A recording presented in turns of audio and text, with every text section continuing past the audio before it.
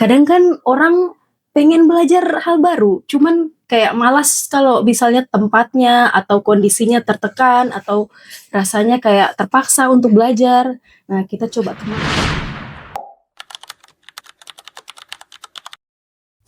Halo semuanya, balik lagi. Sebenarnya ini bukan balik lagi ya, tapi episode pertama dari Gas Cerita. Nah, sekarang kita ada di Bilik Diksi dan kita lagi ngobrol-ngobrol soal Gen Z di zaman sekarang itu seperti apa sih sebenarnya. Dan kita butuh satu pandangan nih dari teman-teman Weekend Kreatif. Halo. Halo Tika. Lebih tepatnya temen ya, bukan teman-teman ya. Teman weekend ya. Teman weekend. Oke, jadi kita lagi sama Kak Ima. Halo, Iya, Kak. Jadi, halo Tika. nah jadi Kak Ima ini salah satu founder dari Weekend Kreatif. Ya, salah satu inisiator. Inisiator, Ya, oke, salah satu inisiator dari Weekend Kreatif. betul. Sebelum kita lebih panjang lebar, kita mau tahu dulu nih Kak, sebenarnya Weekend Kreatif itu apa sih? Nah, weekend kreatif itu apa? Dari kata weekend kita sudah tahu ya, ini berarti akhir pekan ya. Oke. Ini salah satu movement sebenarnya, jadi referensi untuk teman-teman di Kota Palu untuk upgrade diri, belajar sama-sama, sama sharing pengalaman. Kita biasanya panggil narasumber yang kompeten untuk sharing ilmunya. Jadi orang-orang yang datang ini kita biasanya sapa dengan teman weekend, mereka dapat insight di situ. Kadang kan orang pengen belajar hal baru, cuman kayak malas kalau misalnya tempatnya atau kondisinya tertekan atau rasanya kayak terpaksa untuk belajar.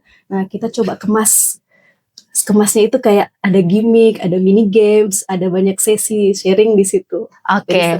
Oke, jadi ternyata Weekend Kreatif ini salah satu kegiatan yang dilakukan di Kota Palu. Betul. Masih Kota Palu ya? Betul. Masih Kota Palu.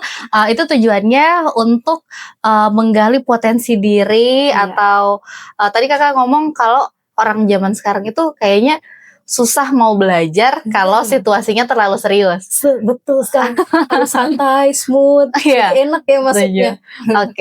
Oke. Jadi ternyata kita sudah ngundang narasumber yang cukup menarik ya, karena kayaknya dia melihat fenomena yang dimana kita sendiri sih, maksudnya saya sendiri nih Kak, kalau misalnya mau belajar ya, kalau mau baca buku, mohon maaf, kayaknya harus cari yang benar-benar judulnya itu catchy gitu kan. Relatable juga ya? Ya, yang relate juga gitu kan. Nah, beda tuh sama kalau aku ngobrol sama mama gitu kan, dia tuh kayak baca koran, baca aja, atau ada majalah dibaca aja, terus nonton berita tuh suka banget kan. Nah, beda banget nih sama anak-anak zaman sekarang yang sukanya nyari informasi dari video durasi 1 menit. Betul. Sangat relate nih sama game. Nah, jadi memang di sini kita mau ngobrolin soal itu. Dan kita mau tahu pandangan Kakak nih, kan Kakak yang salah satu inisiator dari Weekend Kreatif. Apa sih awal mula sampai Kakak menarik kesimpulan bahwa anak muda zaman sekarang nih belajarnya nih harus kayak gini nih. Nah, gimana tuh awal mulanya? Ini sebenarnya kita harus bawa data dulu. Faktanya itu dari 283 juta penduduknya Indonesia, itu ada 167 yang memang concern di media sosial. Dan ternyata tahu tidak Tika, 60% itu Gen Z yang aktif menggunakan media sosial. Sebenarnya itu jadi keresahan kita juga. Kan banyak orang yang scrolling tidak tahu tujuannya apa.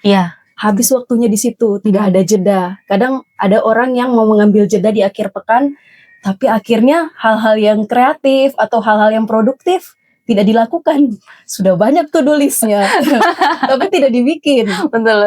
Sudah terlalu lama scrolling, akhirnya tidak dibikin hal-hal yang lain. Itu sudah yang jadi keresahan kita. Mari sama teman-teman di tim kreatif ini buat satu wadah Weekend Kreatif. Kita buat di situ bagaimana buat teman-teman bisa ada aktivitas kreatif di akhir pekan. Bisa dapat ilmu pengetahuan, bisa belajar. Belajar ini kan banyak ya. Ada belajar tentang, ada belajar menjadi. Beda tuh.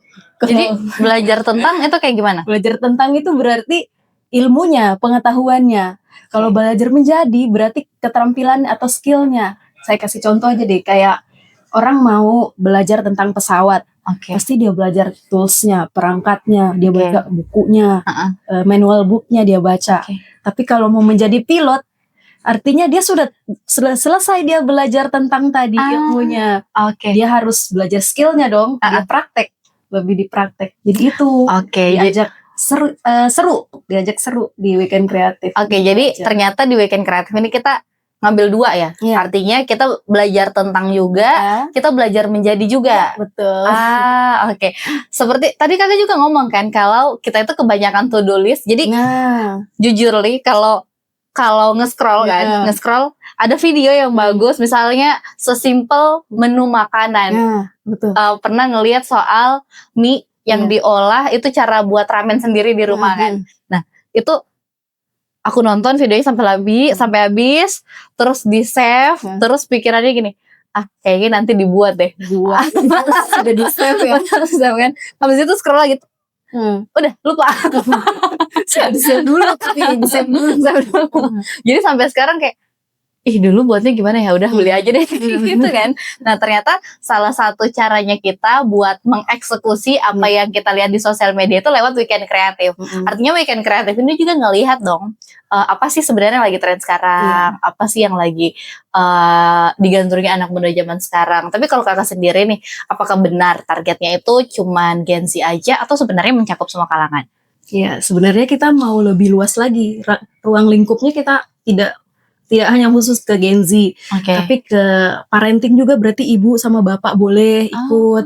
Terus malah ada teman weekend yang usianya di atas kita, usia 58 ada yang ikut. Karena mereka melihat insight-nya dari Weekrit 1 ke Weekrit 2, kemudian ikut di Weekrit ketiga, ingin juga ikut masuk ke situ materi-materi yang dibawa narasumber, karena lihat narasumbernya mungkin kompeten juga. Jadi ada yang hadir yang bukan dari Gen Z. Walaupun sebenarnya target awalnya Gen Z ya. Karena kalau nggak bisa dipungkiri, kayak orang tua zaman sekarang itu mau nggak mau ngikutin perkembangan generasi sekarang gitu kan. Jadi ini orang tua mau belajar buat bisa menghadapi anaknya. Setuju. Jadi kalau menurut Kakak ya, sebagai inisiator di Weekend Kreatif yang tujuannya nih buat produktif gitu kan. Apa sih hal yang menurut Kakak paling menonjol dari Gen Z dari sisi baik sama buruknya? Oke. Kalau ini dari yang saya terima ya, dari beberapa pengalaman sama ada beberapa ikut webinar atau materi-materi dari narasumber. Gen Z itu tipikalnya lebih suka yang instan. Jadi belajarnya, padahal ya di proses itu yang asik sebenarnya. Di proses itu yang asik. Tapi kadang Gen Z, halo para Gen Z, kita sapa dulu para Gen Z. Para Gen Z ini biasanya pilih shortcut. Jadi mau instan saja, mau cepat saja. Saya mau belajar ini, mau belajar speaking English yang benar. Tapi bisa tidak ya? Dalam 1 bulan mereka akan pilih itu. Jadi hook-hook yang di Instagram yang biasanya belajar bahasa Inggris dalam 1 bulan. Nah, Gen Z suka klik itu pasti karena penasaran kan. Nah, sifatnya Gen Z seperti itu. Tapi baiknya, kabar baiknya, mereka punya penasaran yang tinggi. Nah, itu yang biasanya harus dikontrol. Penasarannya akan hal apa dulu? Kira-kira hal itu bermanfaat tidak? Karena ada yang orang peduli sama hal yang baik, ada yang juga punya pengaruh. Nah, kira-kira ini dia peduli dan pengaruh tidak? Kan ada tuh influencer yang dia punya pengaruh di media sosial, tapi dia tidak peduli dengan apa yang dia utarakan. Orang mendengarkan apa yang disampaikan, kira-kira ini impactful tidak? Nah, itu Gen Z punya peranan di situ, penasaran sama hal-hal yang berpengaruh di kehidupannya dan kepeduliannya. Jadi kalau menurut Kakak, Gen Z itu punya rasa penasaran yang tinggi, tapi nggak terlalu mau ikutin prosesnya. Pasti prosesnya itu yang asik. Jangan dihujat dong. Tapi sebenarnya benar juga, karena benernya itu di satu sisi karena kita pengen menguasai banyak hal. Aku sebagai zilenial, antara milenial dan zilenial, katanya gitu kan. Kalau masih dapat zamannya milenial waktu kecil, tapi umurnya itu di kadar Gen Z, kita sebutnya zilenial. Zilenial.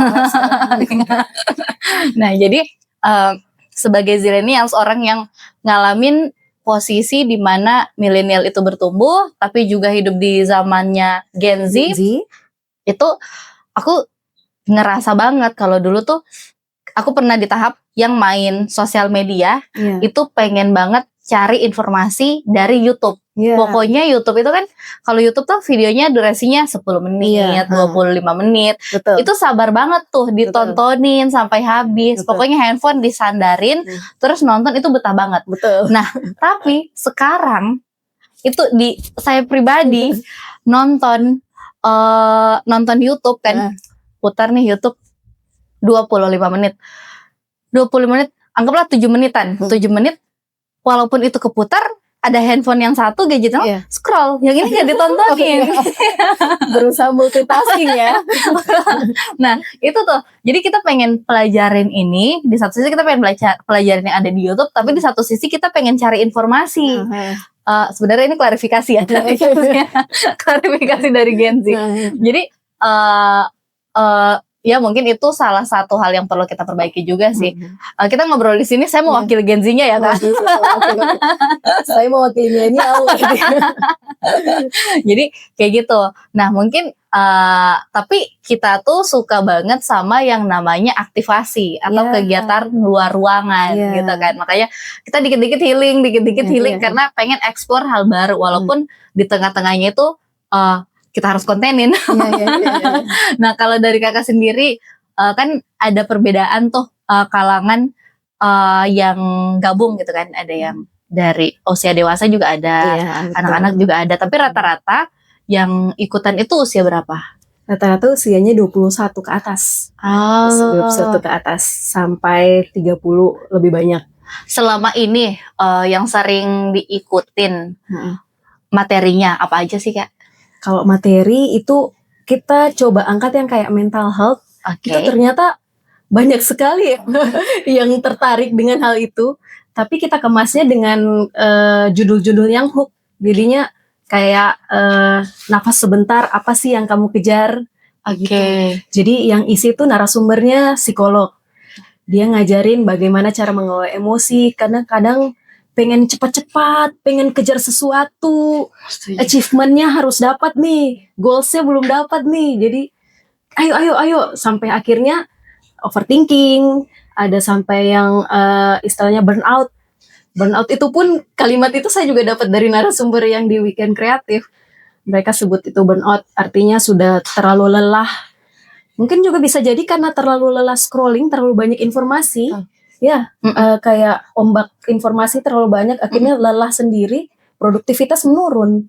Iya betul. Gitu. Jadi mungkin ini juga yang agak relate juga ya di saya, mungkin di kamu juga, karena pasti kamu pernah ngerasain nih, pengen bergerak dari tempat tidur, bangun gitu kan, dari kasur. Betul.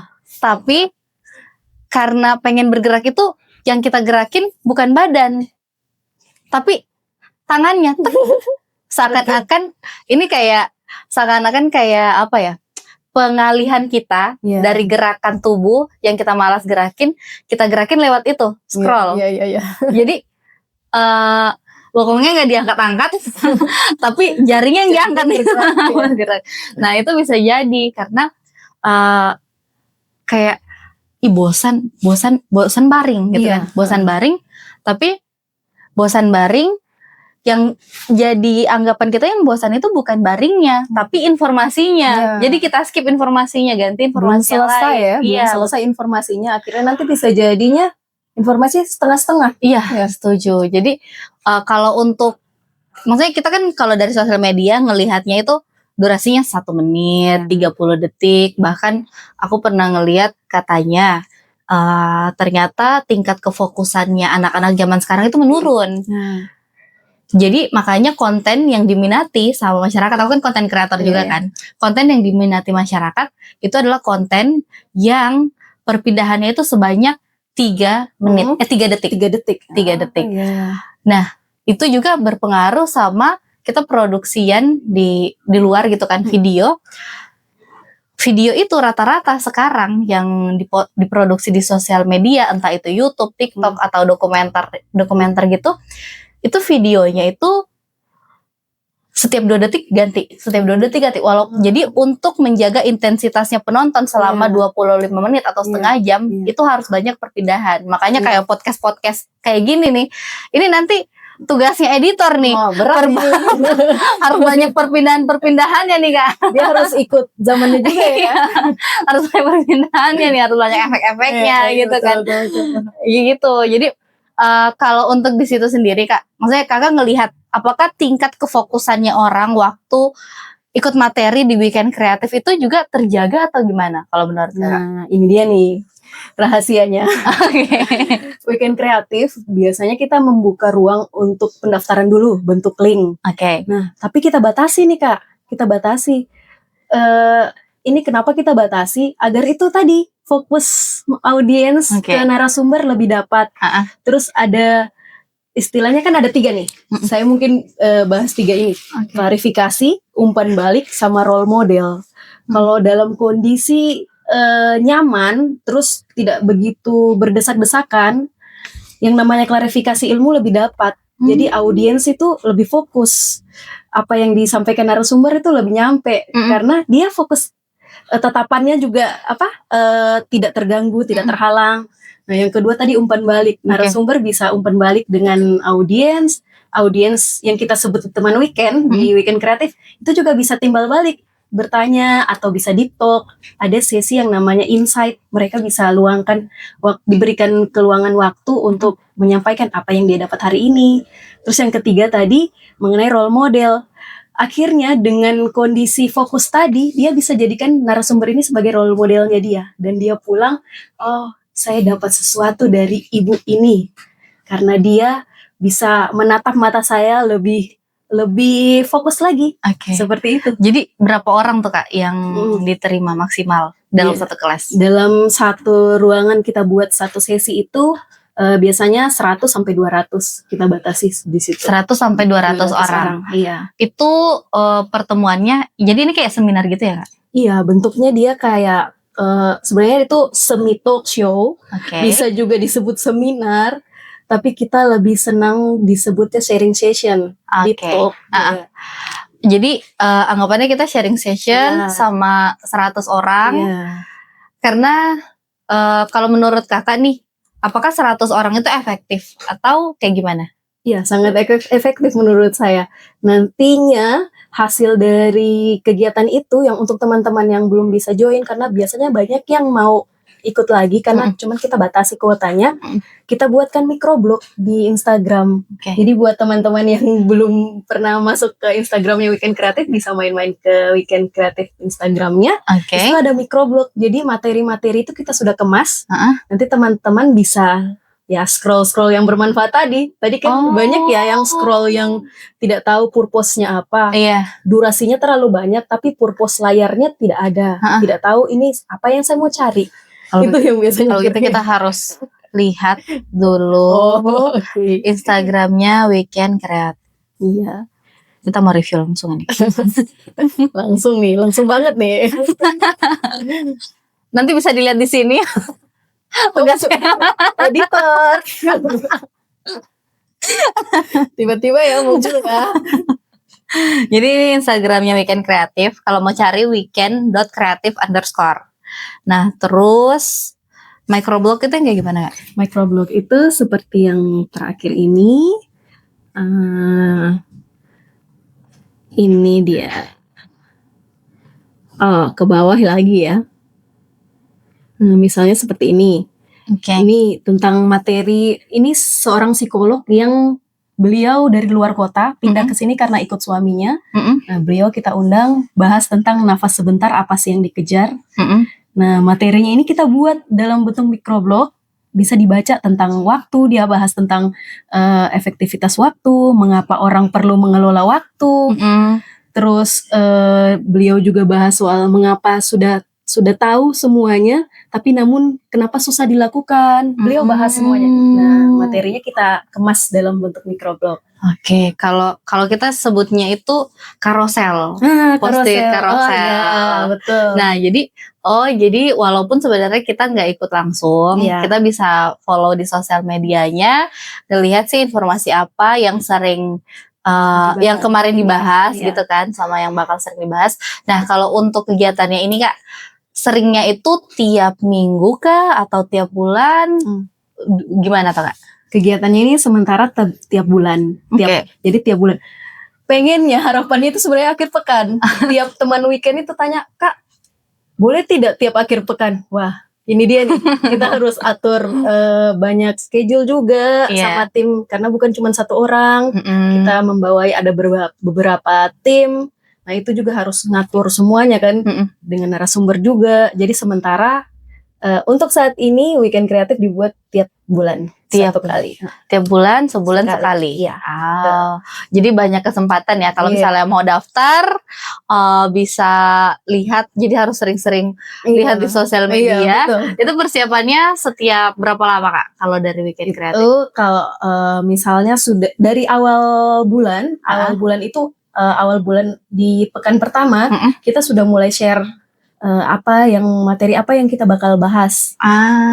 Terus kita mulai hubungi narasumber siapa yang bisa kita ajak untuk kolaborasi. Kemudian di pekan kedua kita mulai naikkan postingannya, mulai naikkan juga link untuk pendaftaran. Nah, biasanya di pekan ketiga kita sudah mulai di pekan ketiga atau di pekan keempat. Jadi kalau artinya ini kegiatan ini kan tujuannya untuk menggait anak-anak muda dari apa ya, dari fenomena yang kakak lihat kan, dari fenomena yang kakak lihat selama ini, dan ternyata dari fenomena itu ada hal yang kayaknya ini nih yang harus kita lakukan untuk tujuannya sebenarnya mulia ya, untuk membawa perubahan juga sama anak-anak zaman sekarang gitu kan. Nah, tapi sebentar kita mau ngobrol-ngobrol juga soal tips-tips yang bisa dikasih sama weekend kreatif untuk anak muda. Apalagi kakak udah ketemu sama banyak narasumber ya. Tetap di Gas Cerita. Masih di Gas Cerita. Jadi kita masih ngobrol sama Kak Ima dari Weekend Kreatif. Dan gini Kak, tadi kan kita udah ngobrolin soal kegiatan dari Weekend Kreatif itu gimana, sama fenomena Gen Z yang kita bisa lihat lah sekarang ya. Sebenarnya sekarang ini Gen Z udah bercampur sama Gen Alpha juga. Ya, betul. Dan kita juga sering ngelihat di sosial media. Tadi kakak sempat ngomong kan kalau isu soal mental health itu yang paling digandrungi. Ya, betul sekali. Sebenarnya itu bukan wujud kelemahan sih kalau menurut aku ya. Itu salah satu wujud kepedulian sama kemelekan kita soal mental health. Artinya kita tuh sebagai anak muda ternyata lebih terbuka sama hal-hal kayak gitu. Jadi nggak kebanyakan dipendam, lebih suka sharing atau lebih suka cari tips-tips dan informasi soal kesehatan diri sendiri. Maksudnya kita tujuannya itu bukan untuk kalau kita sakit, kita nggak buat orang lain ikutan sakit juga. Kita cari cara buat nyembuhin diri sendiri. Nah, salah satu kegiatan yang menurut kakak paling teringat sampai sekarang atau yang impactful buat sobat kreatif itu yang mana sih Kak? Ada nih weekend kreatif itu kita buat ada beberapa segmen. Kita sebutnya Weekrit 1, Weekrit 2. Nah, ada satu teman weekend yang sudah melihat Weekrit 1 dan dia penasaran untuk datang di Weekrit kedua. Dia masuk ke segmen di Weekrit kedua, ada salah satu psikolog yang isi, saya lupa ibu siapa namanya ya. Nah, ada satu gimmick yang kita buat, mini games mini games surat cinta dari Tuhan, kita sebutnya SCDT. Teman weekend menuliskan di kertas pesan untuk teman weekend yang lain.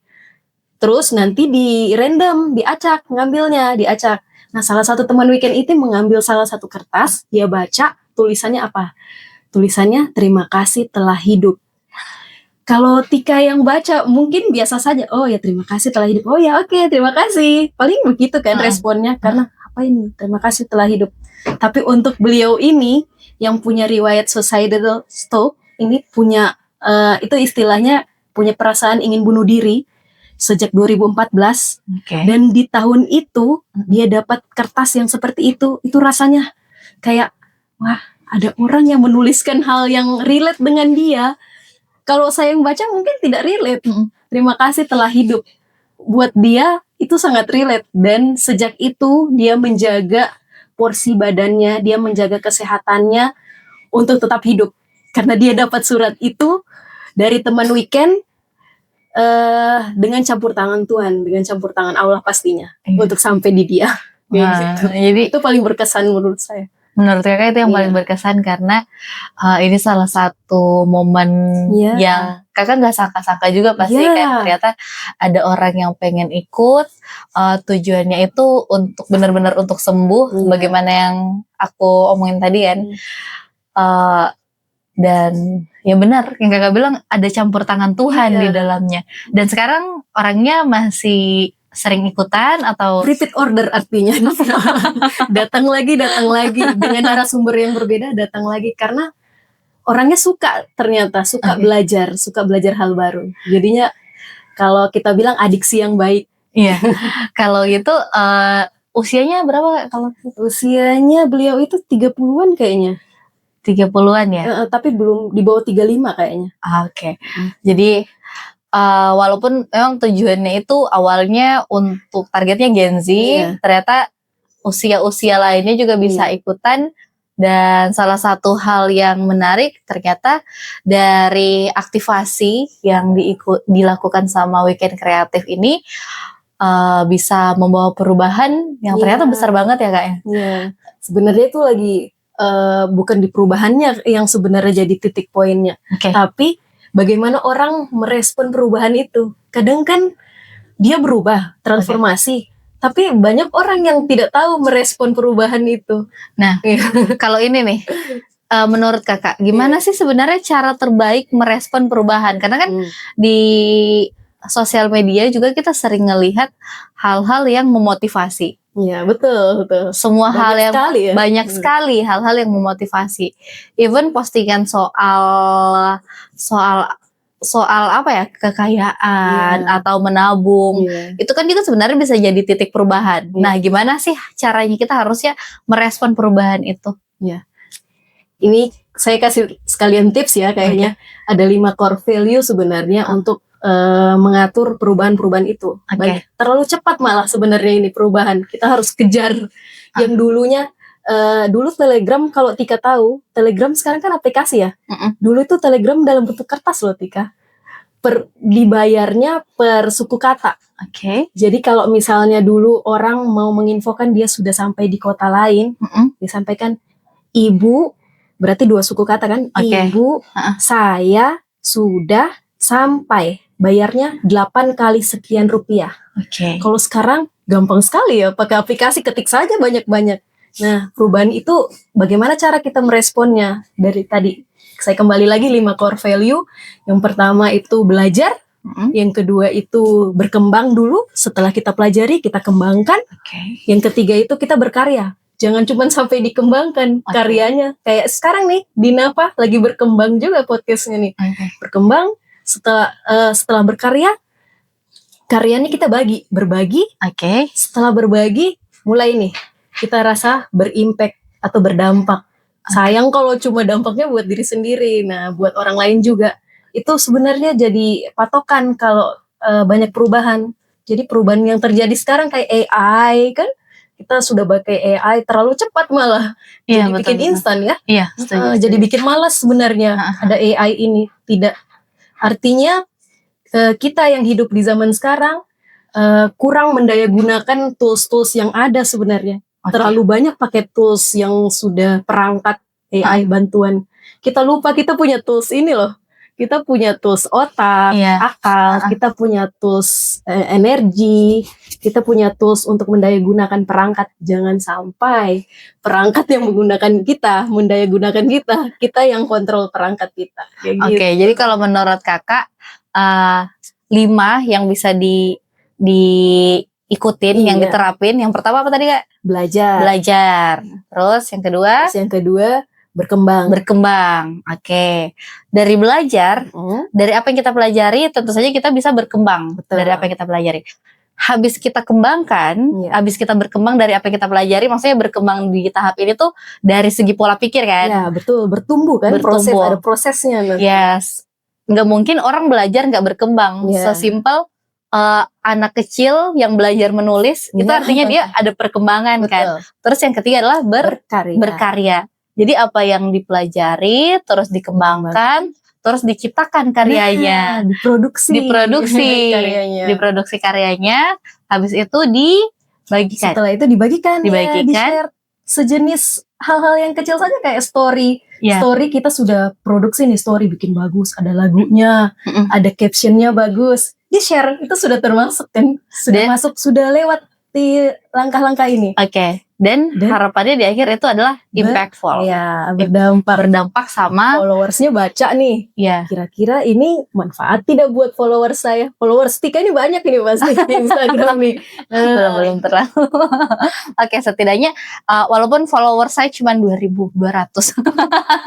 Follow nanti follow editor masuk followersnya masih ribuan, tapi setidaknya ada satu orang yang ngelihat itu ternyata tersentuh sama itu. Jadi itu dia. Sebenarnya kayak aku lah ya nge-MC gitu kan, bawa acara. Tujuannya nge-MC itu bukan untuk menarik semua audiens tertarik sama apa yang kita omongin. Bukan tujuannya kalau orang pada ngomong yang lain, kita harapannya nggak 100 orang itu yang ngelihat apa yang kita omongin, tapi setidaknya ada satu orang yang merhatiin itu.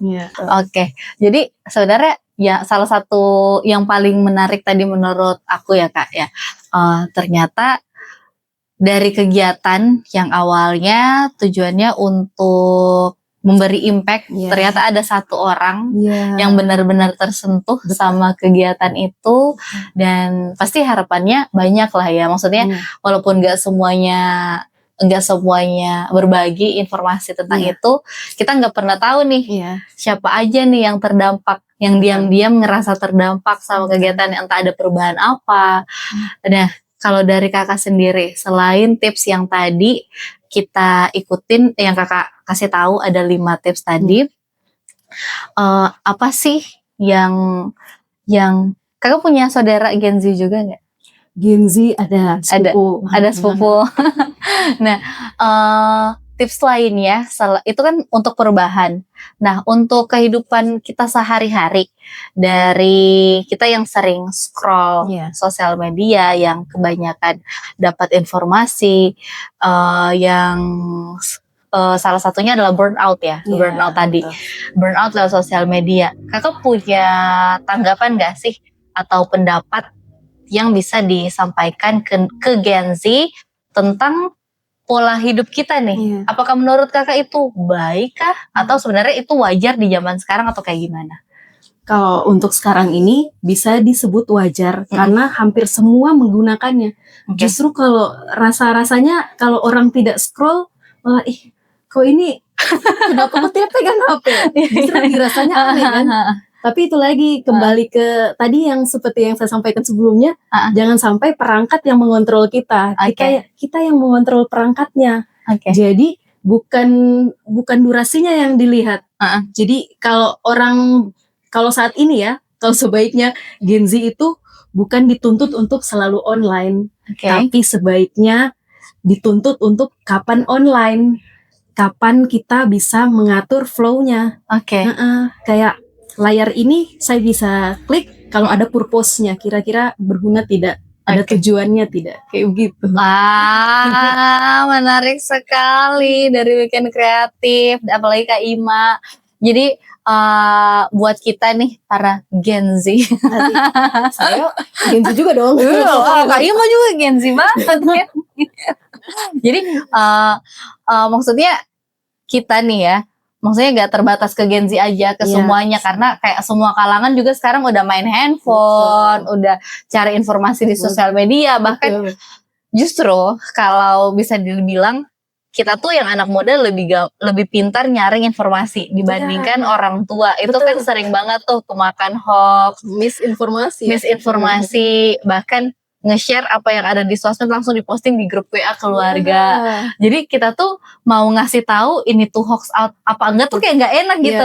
Kan orang tua nih nggak mungkin tuh kita langsung bilang itu hoax, itu bohong, itu nggak mungkin kan. Jadi kamu tidak sopan menggurui saya. Jadi kayak gitu. Nah, betul, maksudnya ada ketakutan itu juga. Jadi pintar-pintar kita aja sih. Kalau masalah sharing informasi atau maksud aku nyaring informasi, kita sebenarnya lebih tahu caranya. Yang anak muda tuh pasti bakalan nge-cross check apakah ini betul apa enggak gitu kan. Dan kalau misalnya kamu juga salah satu anak muda yang udah terjebak sama aktivitas yang kayaknya gitu-gitu aja kan, maksudnya monoton. Scroll, baring, malamnya nongkrong, capek akhirnya. Maksudnya informasi itu lagi, terus ketemu lagi yang dibahas itu lagi. Nah mungkin salah satu caranya ya ikutin kegiatan apa aja. Salah satunya dari Weekend Kreatif. Oke, itu aja dulu obrolan kita, Kak Ima. Mungkin kita bisa, kalau misalnya kamu pengen ketemu lagi atau ngobrol lagi sama Kak Ima, boleh kunjungin langsung atau ikutin langsung kelas-kelas dari Weekend Kreatif. Nanti bisa ngobrol-ngobrol langsung juga sama Kak Ima. Betul sekali, makasih Tika. Oke, bye-bye. Tetap di Kes Cerita.